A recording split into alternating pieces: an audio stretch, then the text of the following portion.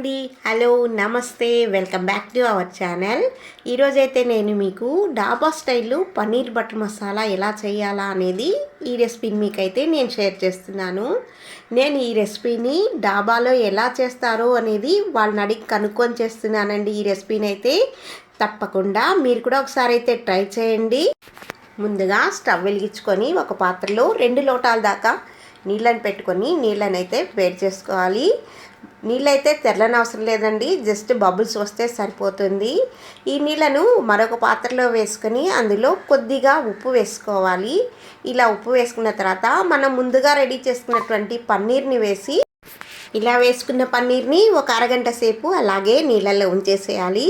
ఇలా వేసుకున్నందువల్ల పన్నీరు బాగా సాఫ్ట్ అవుతుందండి. చూసారు కదా, ఇలా వేసుకున్న ఈ పన్నీర్ని పక్కన పెట్టేసుకుందాం.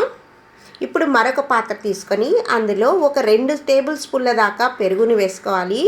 పెరుగు పులిసిపోయి ఉండకూడదండి, మంచి కమ్మటి పెరుగుని మాత్రమే వాడుకోవాలి. ఈ పెరుగులో పావు చెంచా పసుపు, అలాగే పావు చెంచా గరం మసాలా, అలాగే ఒక అర టీ స్పూన్ దాకా ధనియాల పొడి, ఒక అర టీ స్పూన్ మిరప్పొడి వేసుకొని పావు చెంచా ఉప్పును కూడా చేర్చుకొని వీటన్నిటిని ఒకసారి పెరుగులో అయితే మిక్స్ చేసుకోవాలి. ఇలా మిక్స్ చేసుకున్న ఈ పెరుగులో 1 టీ స్పూన్ దాకా బటర్ని కూడా చేర్చుకొని మరొకసారి బటరు ఈ మిశ్రమంలో బాగా కలిసేట్టుగా కలుపుకొని దీన్ని పక్కన పెట్టేసుకుందాం. ఈ వీడియో కనుక మీకు నచ్చినట్టయితే ఒక లైక్ని అయితే చేసేయండి.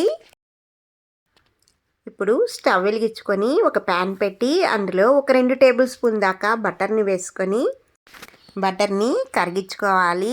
ఇలా కరిగిన తర్వాత ఈ బటర్లో 4 లవంగాలు, అలాగే ఒక ఏలక్కాయ, అలాగే 1 ఇంచు దాల్చిన చెక్క వేసుకొని అలాగే ఒక బిర్యానీ లీఫ్ని కూడా వేసుకోవాలి.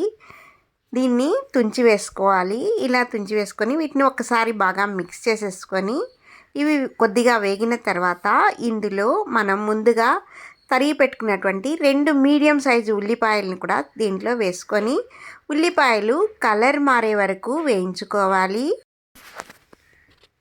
చూసారు కదా, ఉల్లిపాయలు ఇలా ట్రాన్స్పరెంట్ కలర్లోకి వచ్చాయి కదా. ఇప్పుడు ఇందులో తరుక్కున్నటువంటి 2 పచ్చిమిరపకాయలు, అలాగే సన్నగా తరిగిన 1 ఇంచు అల్లం ముక్క, ఒక 10 వెల్లుల్లి రెబ్బలు వేసుకొని వీటిని అన్నిటినీ ఒకసారి మిక్స్ చేసుకొని ఒక అర నిమిషం సేపు వేపుకోవాలి.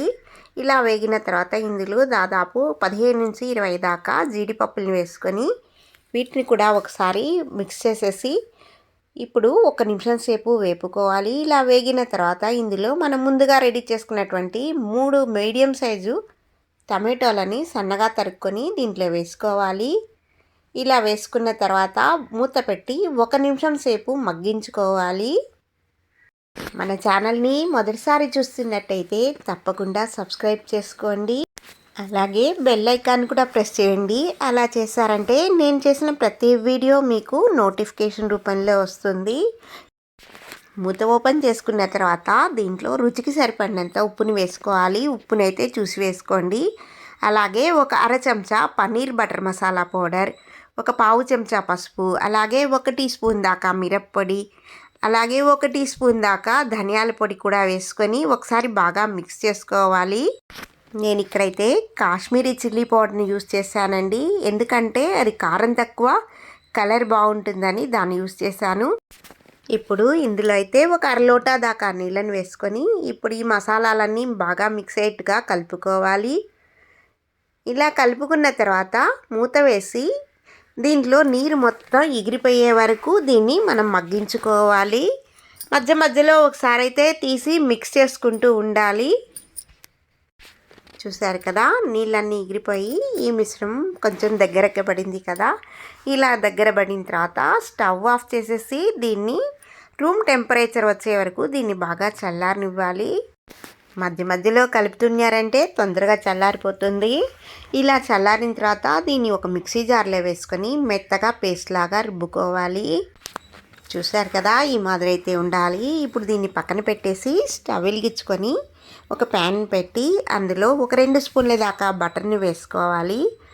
ఇలా బటర్ని వేసుకున్న తర్వాత బటర్ మెల్ట్ అయిన తర్వాత ఇందులో మనం సన్నగా తరిగినటువంటి ఒక మీడియం సైజు ఉల్లిపాయని వేసుకొని మనం వేసుకున్న ఈ ఉల్లిపాయ దోరగా అయ్యే వరకు వేపుకోవాలి. ఇలా వేపుకున్న తర్వాత ఇందులో ఒక అర టమాటోను సన్నగా కట్ చేసి వేసుకోవాలి. ఇలా అర టమాటోను వేసుకున్న తర్వాత టమాటోను ఉల్లిపాయ కొద్దిగా మగ్గే వరకు 1 నిమిషం సేపు వేపుకోవాలి. ఇలా వేపుకున్న తర్వాత మనం రెడీ చేసుకున్నటువంటి టమాటో ఆనియన్ పేస్ట్ని వేసుకొని బాగా ఒకసారి మిక్స్ చేసుకొని మిక్సీ జార్లో ఒక అర లోటా నీళ్ళను వేసుకొని దాన్ని కూడా ఇందులో వేసుకోవాలి. ఇప్పుడు మొత్తం మిశ్రమాన్ని ఒకసారి బాగా మిక్స్ చేసుకోవాలి. ఇలా మిక్స్ చేసుకున్న తర్వాత మనం ముందుగా రెడీ చేసుకున్నటువంటి పెరుగును కూడా వేసుకొని పెరుగులో ఒక పావు లోటా నీళ్ళను కూడా వేసి ఒకసారి బాగా మిక్స్ చేసేసుకొని ఆ నీళ్ళను కూడా దీంట్లో వేసుకోవాలి. ఇలా నీళ్ళను కూడా వేసుకున్న తర్వాత ఒకసారి బాగా మిక్స్ చేసుకొని 1 నిమిషం సేపు దీన్ని ఉడికించుకోవాలి. ఇలా ఉడికించుకున్న తర్వాత ఇందులో మనం 1 స్పూన్ దాకా పంచదారను కూడా వేసి ఒకసారి బాగా మిక్స్ చేసేసి మూత పెట్టి ఒక 5 నిమిషాల సేపు ఉడికించుకోవాలి. ఒక 5 నిమిషాలు అయిన తర్వాత మూతను ఓపెన్ చేసి మనం ఒకసారి మొత్తం మిశ్రమాన్ని మిక్స్ చేసుకొని ఇప్పుడు ఇందులో మనం ముందుగా రెడీ చేసుకున్నటువంటి పన్నీర్ ముక్కల్ని ఇందులో వేసుకోవాలి. ఇలా పన్నీర్ క్యూబ్స్ని వేసుకున్న తర్వాత ఒకసారి బాగా మిక్స్ చేసేసుకొని అందులో తరుక్కున్నటువంటి 2 పచ్చిమిరపకాయలు కూడా వేసుకోవాలి.